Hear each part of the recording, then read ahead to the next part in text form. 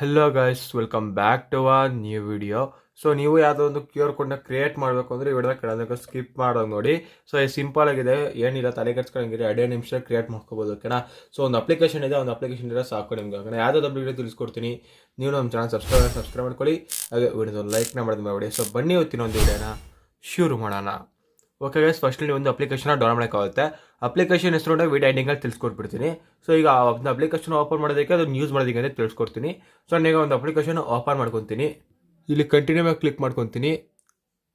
Next ಮೇಲೆ click ಮಾಡ್ಕೊಂಬಂದ್ಬಿಡಿ. ಇಲ್ಲಿ start ಮೇಲೆ ಕ್ಲಿಕ್ ಮಾಡಿ. ಸೊ ನಿಮಗೆ ಈ ಥರ ಒಂದು ಇಂಟರ್ಫೇಸ್ ಇರುತ್ತೆ ಇಲ್ಲಿ ನಿಮಗೆ. ಓಕೆನಾ. ಏನು ಮಾಡಬೇಕು ಅಂತಂದರೆ, ನೀವು ಯಾವುದಾದ್ರೂ ಒಂದು QR ಕೋಡ್ನ ಜನ್ರೇಟ್ ಮಾಡಬೇಕು ಅಂದರೆ ಮೇಲೆ ಜನ್ರೇಟರ್ ಅಂತ ಇದೆಯಲ್ಲ, ಇದ್ರ ಮೇಲೆ ಕ್ಲಿಕ್ ಮಾಡ್ಕೊಳ್ಳಿ. ಟೆಕ್ಸ್ಟ್ ಏನಿರುತ್ತೆ ಅಂದರೆ ಇಲ್ಲಿ ನೀವು ಒಂದು ಟೈಪ್ ಮಾಡಿಬಿಟ್ಟು ಸೊ ಅದನ್ನು ನೀವು QR ಕೋಡ್ಗೆ ಕನ್ವರ್ಟ್ ಮಾಡ್ಕೋಬೋದು. ಓಕೆನಾ.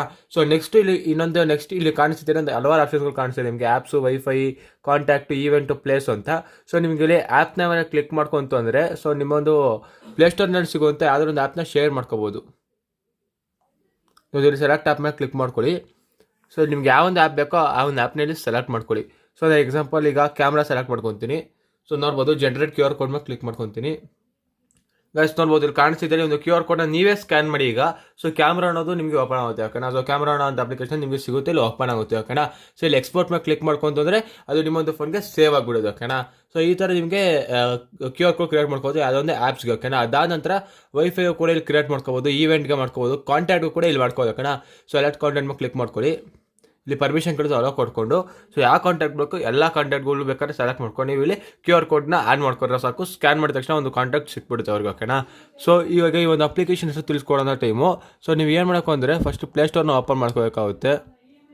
ಅದಾದ ನಂತರ ಸರ್ಚ್ ಬಾರಿಗೆ ಬಂದುಬಿಟ್ಟು ಕೋಡೋರ ಅಂತ ಇದೆಯಲ್ಲ, ಈ ಒಂದು ಅಪ್ಲಿಕೇಶನ್ ಡೌನ್ಲೋಡ್ ಮಾಡಿಕೊಂಡು ನಾನು ನಿಮಗೆ ತಿಳಿಸ್ಕೊಟ್ನಲ್ಲ ಎಲ್ಲ ಸೆಟ್ಟಿಂಗ್ಸ್ ಮಾಡಿದ್ರೆ ಸಾಕು, ನಿಮ್ಮದೇ ಒಂದು QR ಕೋಡ್ನ ಆರಾಮ್ಸೆ ಈಸಿಯಾಗಿ ಕ್ರಿಯೇಟ್ ಮಾಡ್ಕೋಬೋದು. ಓಕೆನಾ. ಸೊ ಇಷ್ಟ ಆಯ್ತು ಇವತ್ತಿನ ಒಂದು ವಿಡಿಯೋ. ನೀವು ವಿಡಿಯೋ ಲೈಕ್ ಮಾಡಿ, ಇದೇ ಥರ ನಮ್ಮ ಚಾನಲ್ ಸಬ್ಸ್ಕ್ರೈಬ್ ಮಾಡ್ಕೊಂಡು ಮಾಡಿಬಿಡಿ. ಸಿಗೋಣ ಮುಂದಿನ ವಿಡಿಯೋದಲ್ಲಿ.